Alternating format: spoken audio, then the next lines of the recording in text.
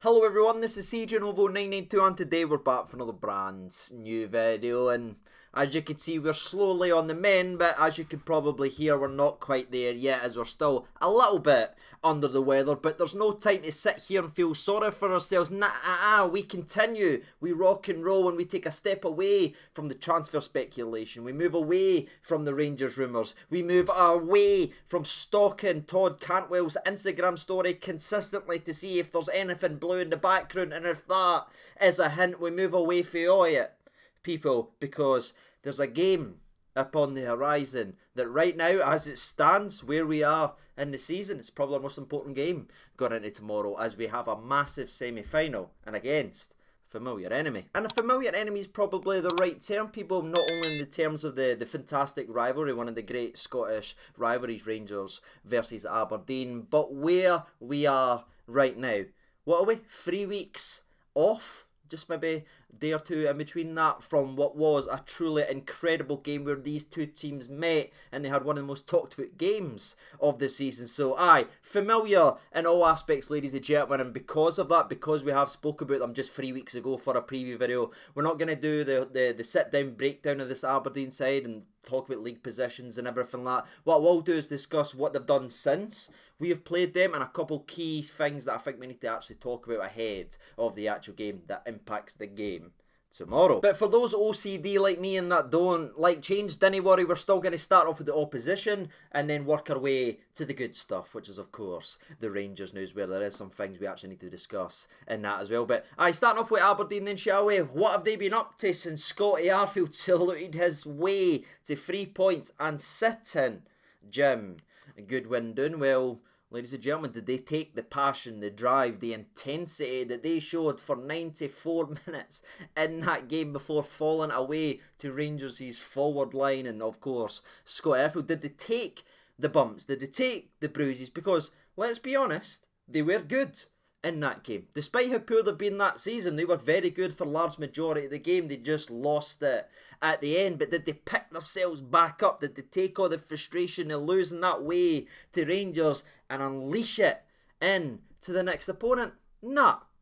Of course not, people. This is what happens in Scottish football. It's a lot easier to turn up and play when the bright lights and cameras are on you when you play against Rangers than it is to turn up each and every single week for the club that you wear on your chest, people. And that's kind of the summary of Aberdeen, because they followed that dramatic night up versus Rangers with a hammering, humbling 3-1 loss to St Mirren in a game. They did take the lead.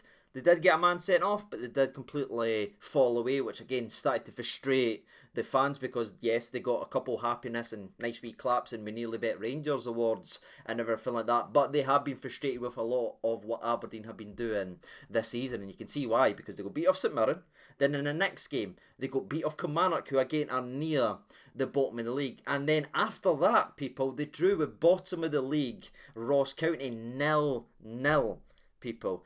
It certainly hasn't been a fantastic run of form, but it does need to be said they did win their most recent game and finally break their winless run, which was at 5 games up to that point, as they did go ahead and beat St Johnstone 2-0. Which, I'll be honest with you, does sort of feel like one of those phrases, the law of averages, you're bound to get one eventually, because again, even in that game, they still weren't impressive, people, and there is a lot of frustration, there is a lot of anger from the Aberdeen fan base towards their manager and everything like that. They've been loud boos, all that stuff was what you're expecting when there is real frustration. But again, what time is it, people? It's Rangers time.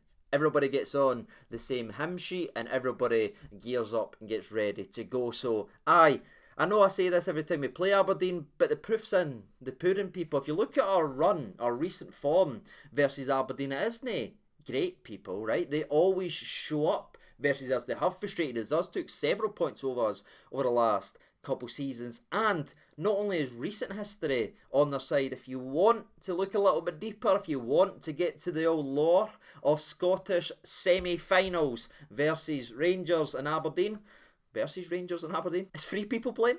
Honestly, man, I've been doing this for so long. How am I still so bad at it? I meant, people, Rangers versus Aberdeen. You look into it, Rangers have only ever won 2 of the 6 semi-finals they've played versus Aberdeen, which is not a very nice omen, people. So Aberdeen will be looking to hope that history continues, and of course all of us on the old blue side of the world will be hoping we see history changed. And people, there you are. Didn't say you didn't learn anything for the old channel, people. You might not like me or like the content or like the cringe comedy we try and do here on the channel, but at least you've left better than what you've came with that nugget of information, which will hopefully be slightly altered with a good result for Rangers tomorrow. But if ever comes up in a pub quiz, you know the old answer. Aberdeen lead the head-to-head. But there is one thing I actually want to talk about, which has been one of the most talked about things, especially over the last 48 hours, and it actually came directly from the Aberdeen skipper, Big Stewart, as he came out and he talked about, and to be fair,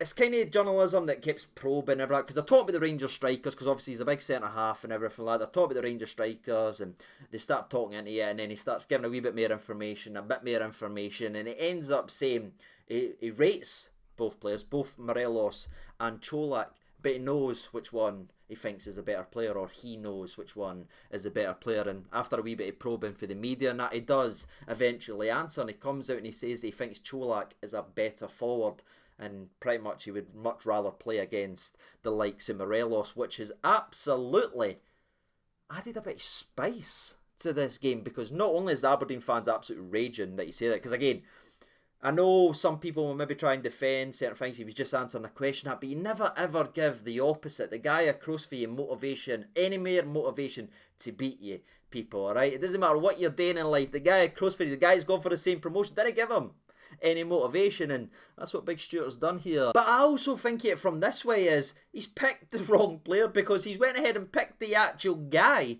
that he's going to be up against tomorrow. He said Čolak, which again, for me, there's nothing wrong with his answer, because there is an argument to be made that Čolak has been better, especially this season for Rangers in terms of goals and everything like that, because there is that frustration with Morelos. But we know who's starting up front for us tomorrow. That is Alfredo Morelos. Čolak is touch and go, and we'll talk about that more in the Rangers side of today's video. But he's came out here and looked at the Rangers number 9, 48 hours before a semi-final, and went, aye, you're alright, but I'd much rather play you than the guy you compete every week for the job. Well, that's going to be very, very interesting, and I know for a fact Big Alfredo's been made aware of the clip. I just hope that we get to see Morelos, because that spice, there is something about Morelos that when he's in a battle, when he's at it like that, there is nowhere near him. It's just getting him there, and it's the frustration, and that's what drives us all absolutely crazy, because he does coast in games. He does half-arse it sometimes, or it seems that way in games, but when he's motivated, people, there's no too many better around Scottish football, so I'm hoping that right there gives him a little bit of the motivation, because I'll be honest with you, I'll tell you the exact thought I had when I seen it and I actually watched the interview and I heard it. I sat back and went, well, where's my betting account? Because nothing screams to me more of a goal and a yellow card for Alfredo Morelos than this moment right here. A centre half of a team that has history against Alfredo in a semi-final, a high-pressured situation for everyone involved. And the guys came out and went, you're alright, mate, you're good, but he's better. Woo. I hope to see a little bit of edge on that sword from Alfredo, and a little bit extra motivation to see him do his thing, because Aberdeen bring extra motivation every time Rangers comes into town. Can we start bringing a wee bit more motivation into the games versus them? We've done it a couple of times when Michael Beale's been at the club before, especially under Steven Gerrard's undefeated season. We were phenomenal against Aberdeen. Let's see it again tomorrow, people. But that's all I really wanted to discuss from the build-up and everything like that, and obviously discussing the Stewart's comments on Alfredo Morelos. I still think it's going to be a really tough game, and Aberdeen will bring absolutely everything like they always do, people. And some people might say, well, it's a semi-final, they'll try. It's a final when they play us every time anyway, so the fact that it's in the cup I don't think changes too much from that aspect. They will still give absolutely everything like they do, so let's hope Rangers are awake, alert, and play a hell of a lot better than they did for the majority of the game last time the two sides met. And that gives us the perfect transition over to the Rangers side, because again, we did win that game, we did get 3 points, but I wouldn't say we played overly well for large periods of the game, and I don't think we can get anywhere near that level again in terms of gifting the ball away, slacking possession and allowing Aberdeen to get attacks. Now the fact that we are in a semi-final, because it's vital that we not only get to the final but lifting silverware this season. The next team in our way to stand in front of us is Aberdeen, so we need to be at it right away. And from everything I've heard from the press conference, which the game was great from Michael Beale, and I know some people say, oh, you're such a Beale fanboy and that, you didn't understand what it was like, alright, watching every press conference over that last year period where it was absolutely awful and the answers were always the same. It was like a cassette tape. It was up there. It was like Home Alone, and that was just a fake Gio that was out there and it was saying the exact same answers, giving no answers and nothing. It was like pre-recorded. It was awful to watch, but now you're actually getting information. You get genuinely buzzing for it, so I can see why he's always been heralded for his man-to-man management, and even like the likes of the World Cup winning now, Aston Villa goalkeeper spoke very highly of Michael Beale not too long ago and says he's the one that talks to all the players, and it's probably why we always have good second halves, people, because I can understand when you're listening to this guy how you come out firing, but that does need to be altered a little bit, because I would love us to start games off the way we start second half. So whatever we do at half time, can we maybe do it before the game to save me the grey hairs? That would be lovely, because I'll be honest with you, it's getting scary right here, people, right? It looks like it's Christmas every day when I look into the mirror. I need a bit of help, Beale. So hopefully we get out fire in there. But there is some important team updates, and I'm going to discuss the transfer very, very briefly, because I know if I didn't talk about it, everybody would go crazy. He has said his part is done in terms of the players he wanted to speak. He's gave it, and now it's in. I imagine he means like the board and transfer discussions with the clubs and everything like that. And he obviously touched on Todd Cantwell by saying a wee line or two, not confirming or that, but he did talk about him and he says you're not too far off. So people, it looks as if the Rangers rumour video we made a couple of days ago is spot on with the right information, and Todd Cantwell should be our first signing. But it did bring an interesting conversation point. That's why I wanted to kind of circle around it, because to me, I'd think because of the magnitude of this game, we'd want to go out and inject someone and get someone in for the likes of this game, people, because we have been so flat. The squad does need a bit of freshness. I thought it'd be better if we just came out firing, signed up to a player or two and have them available and ready, and if they're needed, to let them impact this type of game that's coming tomorrow. But Michael Beale actually said it from a different perspective, that he didn't ever expect any of the players to be in for this game, and that actually allows the players that he's got there right now to settle, because he wouldn't want to inject a difference maker in there or a different player or anything like that to interrupt the squad and the current rhythm that they've got going into a semi-final. So that's an interesting point of view.